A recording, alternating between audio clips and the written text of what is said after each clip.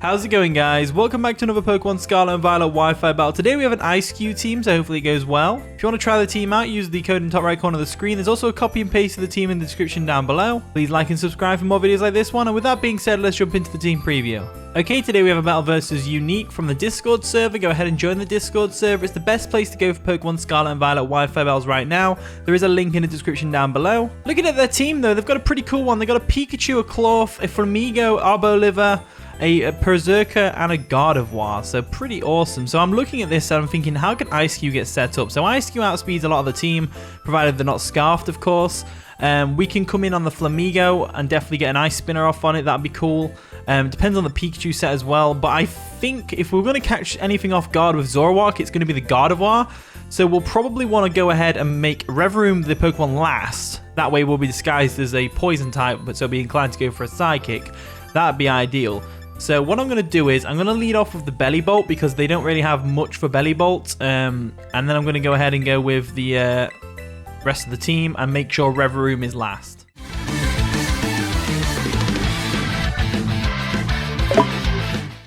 And the battle begins. So Unique over there is going to lead off with Wu-Tang Chew, which is the Pikachu. It's nice and pink. Cool. That's awesome. As we lead off with the Bellibolt. So this is not a bad matchup at all. We can go for a Muddy Water. It's going to hurt. They probably want to go for a Volt Switch here or switch out in something else.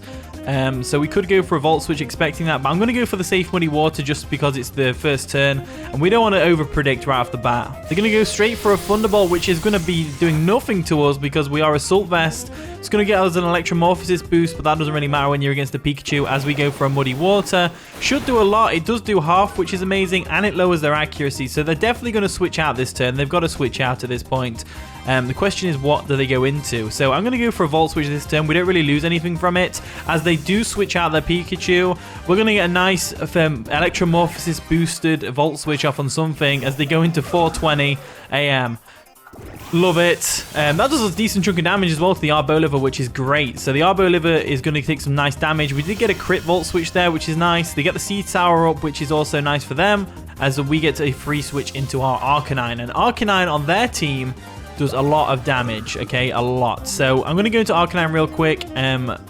Vengeance over here, the Arcanine, looking absolutely amazing. I love how Arcanine looks in this game. It looks so good. Looks so good.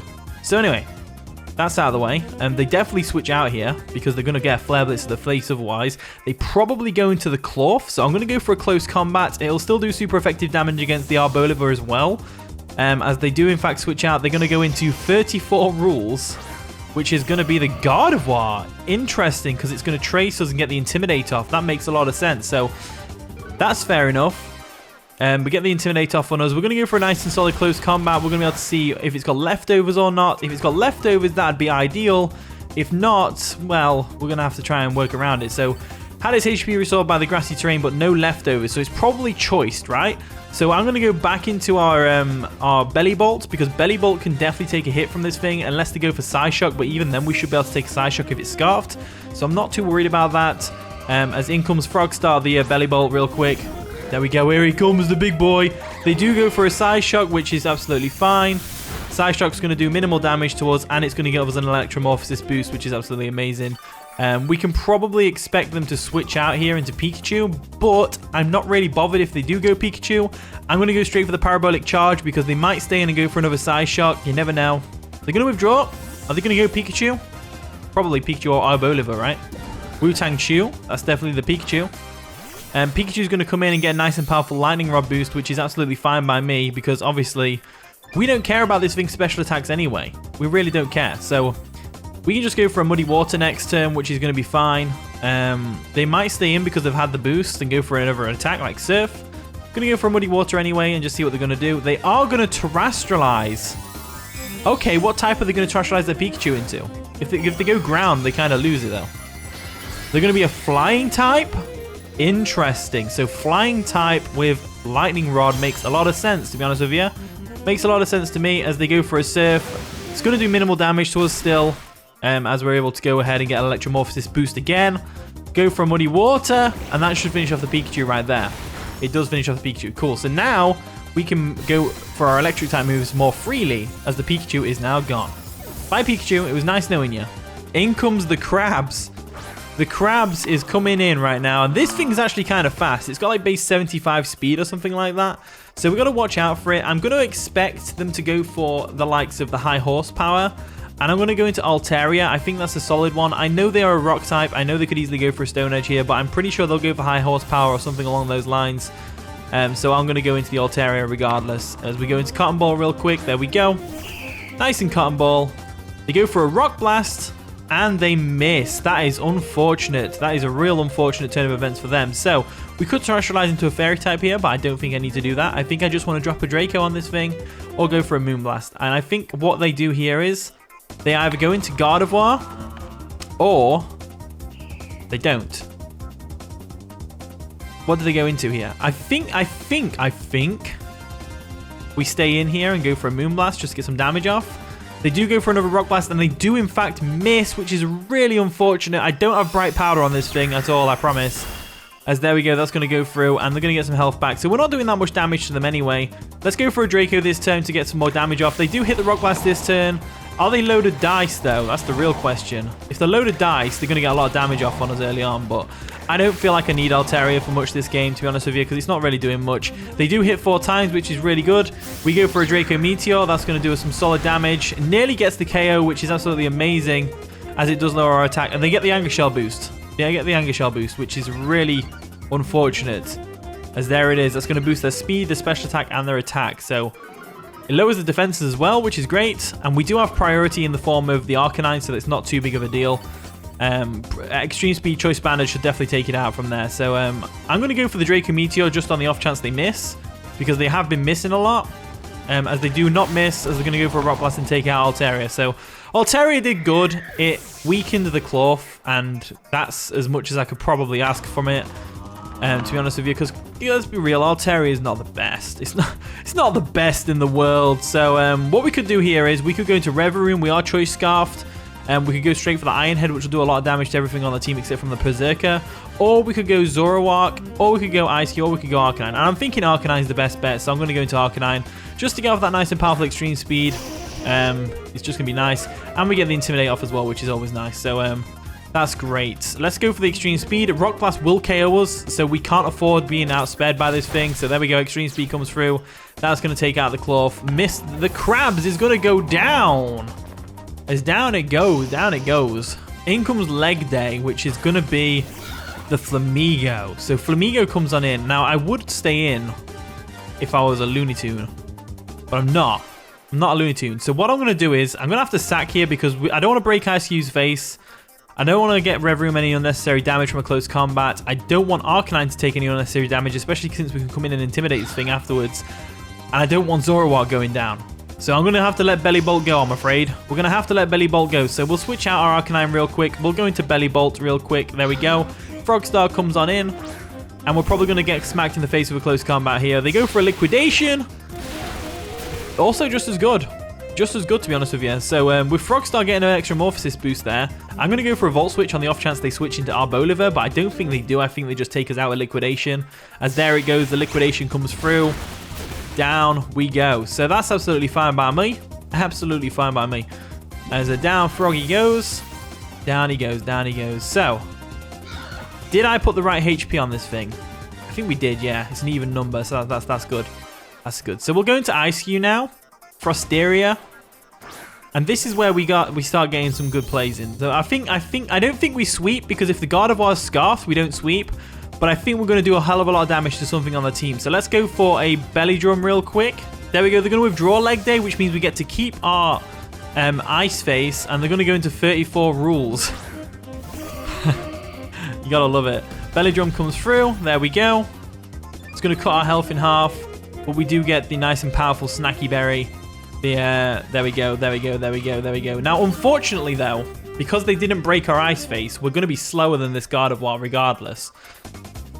So we might have just screwed ourselves a bit. Do I have a switch in here to Moonblast? Not really. I mean, I've got Reverie in the back. I mean, I've got Arcanine. Could go Arcanine for a Moonblast. Depends what they want to do, really. Let's go for an Ice Spinner and just see what they do. They go for a Mystical Fire. Yeah, that's going to take us out. We lived! We lived! Eiscue lived! We get the Belly Drum Ice Spinner off. That's going to destroy that thing. Oh, my lord. Oh, my lord. Down goes the Gardevoir. Down goes the Gardevoir. That's amazing. Eiscue, are you going to come through for me now? In comes Leg Day. In comes the Leg Day. So we go for an Ice Spinner here. Their attack's not going to work on us because we have the Ice Face as they go for a U-turn. That U-turn is going to break our Ice Face like that. And look at his face. This is so cute. I love Eiscue so much. As down it goes back to Unique, which is fair enough. Unique's going to go back. They probably sack our Arboliver here to get a free switch into Berserker. They actually bring Berserker straight in. So Berserker, does Berserker get a Sucker Punch? I guess there's only one way to find out. It's whether we KO it or not here. As we don't get the KO, unfortunately. And we could Terastallize into a... No, we don't need to. We can just go for another Ice Spinner here. As there we go. Ice Spinner's going to come through. Boom. Down goes Vendetta the Berserker. Eiscue is coming through, baby. Eiscue is coming through. In comes Leg Day. So I'm assuming this thing's Scarfed. And if it is Scarfed, it's fine. Eiscue did a lot of work this game. I'm happy for it to go down here. There's no problem with that. They go for the close combat. They are Scarfed. That's going to take out Eiscue, unfortunately. But Eiscue did good. It took out the Gardevoir and it took out the Berserker. You wouldn't expect it to have taken out the Berserker. There's no way you'd expect that. No way whatsoever. So with the Flamigo coming in now, with its nice and powerful attacking and stuff like that, we're going to go into the Arcanine. Arcanine can definitely handle this thing. We're going to get the Intimidate off, which is nice. Oh no, the Scrappy, yeah, never mind. But we can still take close combat, no problem. So we'll go for a Flare Blitz real quick. As they do go for another close combat, that's going to do a good chunk of damage to us. And unfortunately, that does mean that we're going to lose our Arcanine this turn, thanks to the recoil. But it's fine. It all paid off in the end because we got the Eiscue mini sweep. Not really a mini sweep because we didn't sweep through their entire team. But we got close enough. And that's all I'll say to that. So Vengeance goes down. The Arcanine. As now we bring in the Zoroark. And this is where it gets interesting. So I'm going to bring in Noom, which is the Rev Room. Obviously, it's the Zoroark in disguise. Shh, don't tell anyone. In comes 4:20 AM, the Arboliver. And they're probably thinking, this is GG. We're going to go for a Gunk Shot. Nope. I'm going to Terastallize and go for a Sludge Bomb. There we go. Going to Terastallize into a solid Poison type with our Rev Room. I'm interested to see if there's any visual glitches with this. No, there isn't. It just does it normally. That's interesting. I thought maybe it would transform back into the Zoroark when you Terastallize, just to show how buggy the game can be sometimes. As we go for a Sludge Bomb, boosted by Terastallization, and down. Oh, it lived! It lived! It lived the Tera Blast Sludge Bomb. I can't believe it. They actually lived that. Oh, no way. As if they live that. As back into Zoroark we go. And there's no visual glitches or anything. It just seamlessly transforms back into its own. Oh, that's pretty cool, that is. They did a good job with that. So anyway, let's go for another Sludge Bomb and take this thing out. There we go. Sludge Bomb comes through from the Zoroark. And down goes the Arboliver. That was a pretty fun game, though. We got Eiscue to do some work. That was a really fun game. So GG Unique, that was a really fun one. Thank you for watching today's video. If you did enjoy, of course, leave a like, subscribe, all that wonderful stuff. And with that being said, I'll see you all in a bit.